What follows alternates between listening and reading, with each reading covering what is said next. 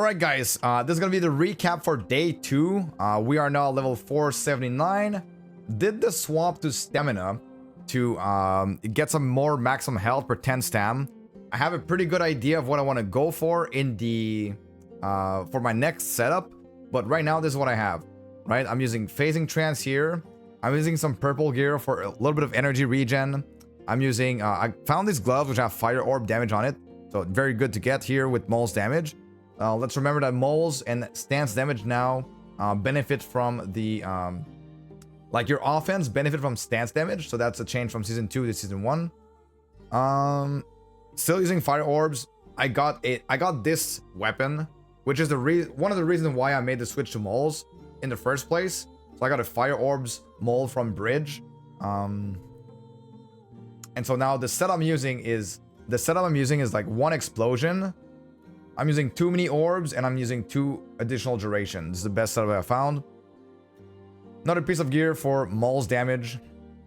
So with this, with the phasing trance, I'm using the phasing trance boots. I'm also using the phasing trance bracers. For every 50 stamina, its effective are increased by 10%. So this is giving me flat damage, and it's also giving me boss damage, but also movement speed. So that's what I'm using right now. This is what my fossil looks like at the end of day 2 after 21 hours of playtime. My amulet. Right now, I'm using this one, which gives stacks of life. It's going to get removed most likely soon. It's because I'm getting bloodlust from the spear setup. This is not what I'm aiming for in my next setup. But right now, that's what I'm using. I was trying out the extra 100% life to be able to survive a little bit more when you are in combat. I'll go over what my setup is going to be afterwards. This is my pet, my phasing trance bracers. I have 2 rings for 1% maximum health for stamina every 25 stamina. I'm just trying to get as tanky as possible. I just did an Archeon in which I died in 1 shot with like more than 10k HP. So yeah, Archeon actually hurts. 1% armor per bloodlust stacks. This also I'm aiming at switching out of. So what I'm thinking about in terms of build for the foreseeable future is I'm gonna go phasing trance on the helm, phasing trance on the bracers.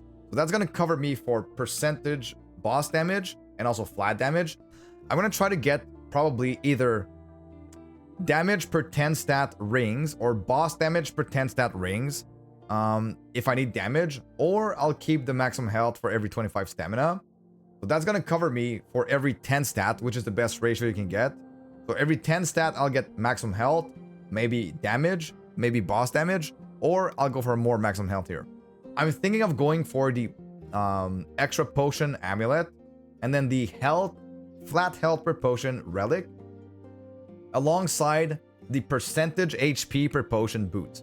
So just trying to scale my HP as much as possible. There is another possible relic that you could use, which is not bloodlust, it's the trance. Phasing trance now also grants 1 base health per stack, but I calculated with the stats I have, I would still get more out of the potion setup than I would out of this setup. Although with the potion setup, with the phasing trance setup, I could swap my amulet to a regen amulet, 25% regen, but I would not be able to use the boots. So I think I'm gonna go for the potion setup for now and see how that goes. And yeah, that's pretty much the build update for here. This is what my passive tree looks like. I'm gonna remove my webcam for this part and this as well. So this is what my passive tree looks like right now. I made a full swap to moles and using stamina here, so that's what I'm doing. What else is there to show? My cards. So the cards that I'm looking for are going to be armor cards. Really early on are super important. Capping your armor is way more important than I thought it was at first, and so like I am not armor capped here at all. Still 51% against enemies in level 139s. I have done a 139 as my maximum. I almost cleared a 144. I died with the boss having like 1% HP. I could do up to 149 at the moment, but it would just be a waste of time for me to just try and push. Like, I did one push, I died, I just stopped. But yeah, so my cards I'm looking for are going to be like percent stamina cards for sure, right? I have this one, percent stamina. Health and stamina is also really good. Health and percent stamina is also really good. Anything that is good for stamina is going to scale your phasing trance effects, because you're you know, it's gonna just scale your phasing trance effect that much more by stacking more and more stamina.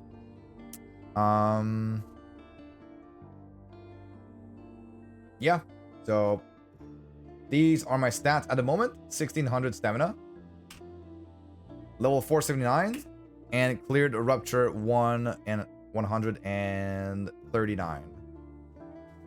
So that's pretty much the update. I did something here in the Delve here. This is where you find Delve. Enter the Underrealm. I did go grab my Banshee portal here, so I will have a video as well on the Banshee and how to clear that. Next place I'm going to is going to be these energy regen stones. And yeah, I mean, I've been enjoying the patch. I think there's way more build diversity than ever before. Phasing trance is good, bloodlust is good, potions are good. The old setup with like the HP to base damage bracers can be possibly good. Yeah, I just see this patch being way more healthy and way more diverse than the previous patch. So I'm gonna show my Elven tree here as well. This is my Elven tree. I went for the crafting stuff. Next place I'm going for is going to be probably the stamina bonus or the extra inventory, but I think I'll go stamina bonus first. So the important nodes here are the nodes that, first of all, lets you find map and keys, right? Find keys in map ruptures. Find map keys in ruptures. 20% chance to get an epic craft with double value.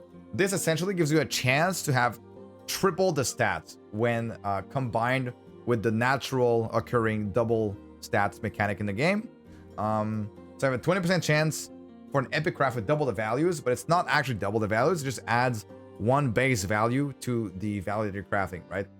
So maximum triple stats with this. Pretty important. I went for the XP here. You get the book experience, more gold and loot from selling. These two nodes, Fist of the Miner and Shield of the Miner, alongside Heart of the Miner.